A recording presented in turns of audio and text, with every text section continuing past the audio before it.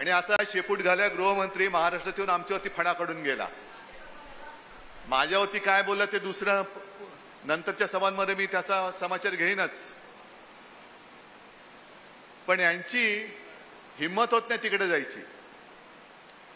आणि बोलताना काय बोलून गेले की हे महाविकास आघाडी म्हणजे आपण जे काय आहोत. आता सुद्धा माझ्या व्यासपीठावर काँग्रेसची सुद्धा लोक आहेत, राष्ट्रवादी आहेत, मला ठिकठिकाणी स्वागतासाठी काँग्रेस पण आहे, राष्ट्रवादी सुद्धा आहे, अगदी वंचितची लोक आहेत, मुस्लिम सुद्धा आहेत, सगळे जातपात धर्माचे लोक स्वागतासाठी येतात. पण अमित शहाने एक नवीन शोध लावला की महाविकास आघाडी म्हणजे पंक्चर झालेली रिक्षा आहे. ठीक आहे, आमची तर रिक्षा पंक्चर झाले कारण आमची रिक्षा साध्या माणसाची आहे. पण तुमचं ट्रिपल इंजिनचं जे काही चाललंय, ट्रिपल इंजिन सरकार, त्याला तर भ्रष्टाचाराची चाकं लागलेत. सगळे भ्रष्टाचारी ते तो का मिळवावा, भाजपा धर्म वाढवावा, असं अमित शहाचं आणि मोदींचं चाललेलं आहे. आणि ओमराजे तुम्ही जे बोललात त्यांनी आपल्यावरती आरोप केला होता की तुम्ही मोदींचे फोटो लावून जिंकलात. आणि मग ओमराजे तुम्ही चांगली आठवण करून दिली. ज्या वेळेला मोदी नाव कोणाला माहिती नव्हतं तेव्हाही आम्ही धाराशिव जिंकत होतो. मोदी होते म्हणून तुम्ही.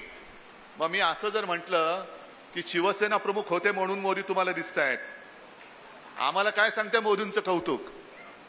आम्हाला आमचे शिवसेना प्रमुख आणि माझे त्यांनी मला सोबत तुम्ही दिलेले कट्टर सगळे जीवाला जीव देणारे मावळे जे आहेत ते पुरेसे आहेत. पण अटल बिहारी वाजपेयी जेव्हा मोदींना कचऱ्याच्या टोपलीत टाकायला निघाले होते तेव्हा संपूर्ण देशात एकमेव हिंदू हृदय सम्राट शिवसेना प्रमुखांनी मोदींना वाचवलं नसतं तर मोदीच दिसले नसते.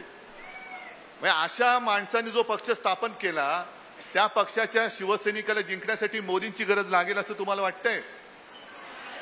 उलटा आता त्यांच्या लक्षात आले भाजपाला की महाराष्ट्रामध्ये मोदींचं राहणं चालूच शकत नाही, खोटा सिक्का आहे. आणि म्हणून त्यांनी शिवसेना चोरली, फोडली आणि बाळासाहेबांचे फोटो लावत आहेत. मी तर उघड दर सभेत आव्हान देतो, त्या मिंदेला पण देतो आणि भाजपना देतोय, अरे माझे वडील चोरण्यापेक्षा हिंमत असेल तर स्वतःचे वडील आहेत ना, त्यांचे फोटो लावा आणि मतं मिळवा ना. का स्वतःच्या वडिलांवरती आत्मविश्वास नाही एवढा की हे काही देऊ शकतील? मी राजकारणात बोलतोय, राजकारणाबद्दल बोलतोय. तुम्हाला जर का लोक बाहेरून चोरून घ्यावी लागतायत, नेते चोरून घ्यावे लागतायत, आदर्श जे आमचे हिंदू हृदय सम्राट देशात एकच, त्यांची बरोबरी करण्याचा यांनी प्रयत्न केला पण होऊ शकत नाही. कोणी मानायलाच नाही त्यांना हिंदू हृदय सम्राट. या अशा भाडोत्री पक्षाला काय एक अवदसा सुचले मला कळत नाही. मी प्रत्येक सभेमध्ये जे सांगतो की यांचं हिंदुत्व आणि आमचं हिंदुत्व वेगळं आहे आणि आपली सुद्धा फसगत झाली. गेल्या वेळेला मला कल्पना आहे की इथे लोकसभेची जेव्हा सुरुवात झाली तेव्हा लातूरमध्येच पहिली सभा झाली होती, बरोबर आहे ना? मोदीजी आले होते, मला बोलवलं होतं, मान पान सन्मान. आणि मग मोदीजींनी माझा उल्लेख केला होता, मेरे छोटे भाई, मेरे छोटे भाई. आता त्यांनी नवीन सुरू केलंय, ये किती इतके करोड लोक, येही मेरा परिवार आहे. आनंदाची गोष्ट आहे. आता तरी निवडणुकीपुरतं तरी तुम्हाला कळलं की परिवार आहे.